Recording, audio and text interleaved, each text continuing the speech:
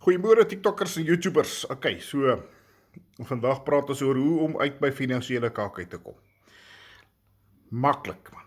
Jy moet die ding doen wat jy nie wil doen nie. Wat bitter mense wil doen. Jy moet eerste stap is jy moet seker maak wat is jou budget. Jy moet 'n budget doen, 'n maandelikse budget. Kyk wat jou inkomste, kyk wat jou uitgawes. Niemand hou daarvan nie. Almal dink is nutteloos, maar dit is nie. Maar jy moet kan sien waarheen gaan jou geld.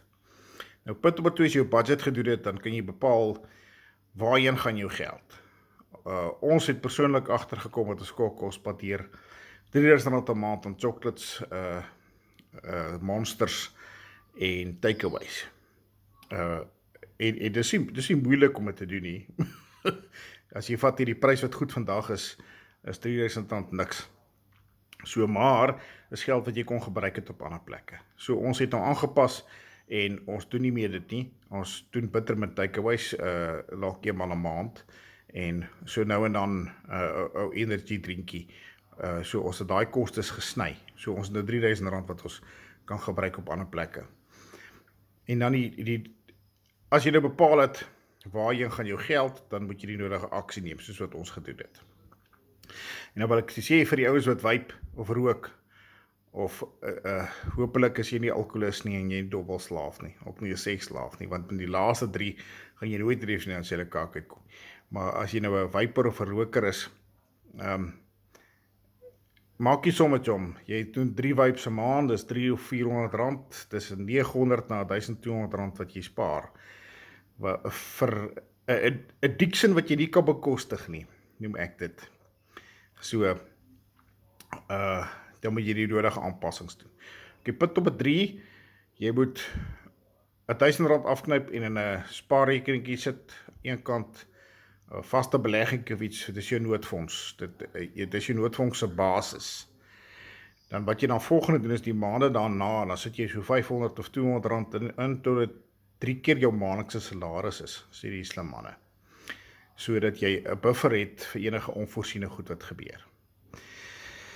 Dan punt nommer 4 is, jy moet invest en spaar. My persoonlike opinie, die beste opsie is, gaan op Luno, koop vir jou Bitcoin of crypto, of as jy nie baie gemaklik is met crypto nie, dan gaan doen jy uitkeerpolis jy daar by Absa wat jy maandeliks 'n paaiementjie van betaal, of jy sit in 'n vaste beleggingsrekening iewers.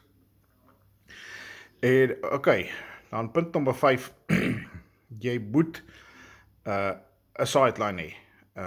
Maak vir jou Yaga, AGA rekenkie oop en dan adverteer jy al jou klere wat jy nie wil hê nie en jou boeke wat jy nie meer gebruik nie, of van jou snack widger wat jy 10 jaar terug laas weer 'n snack widget gemaak het, sulke tipe goed. Jy sit jy op Yaga en jy raak ontslaaf van al die ou goed in jou huis en jy kry 'n ander income stream, of jy begin t-shirts print of jy doen iets, maar kry 'n sideline inkomste.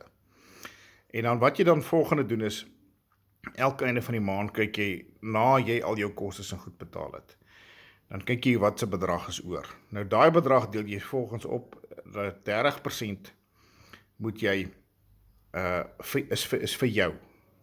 Jy kan jouself treat, en vir jou ietsie koop, met daai 30%. En dan 30% moet jy in jou sideline besigheidjie insit. En dan 30% moet jy invest of spaar.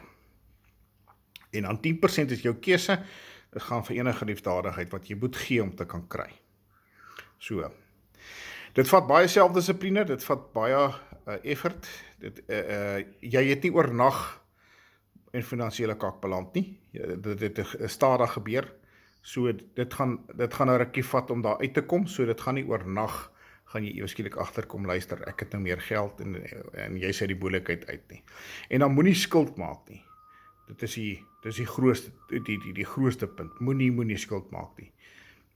Moenie geld leen nie, om jouself te treat of uit die moeilikheid te kry of al sulke tipe goed nie. Sterkte, ek hoop julle kom by die finansiële kaak uit. This is the bad signing out.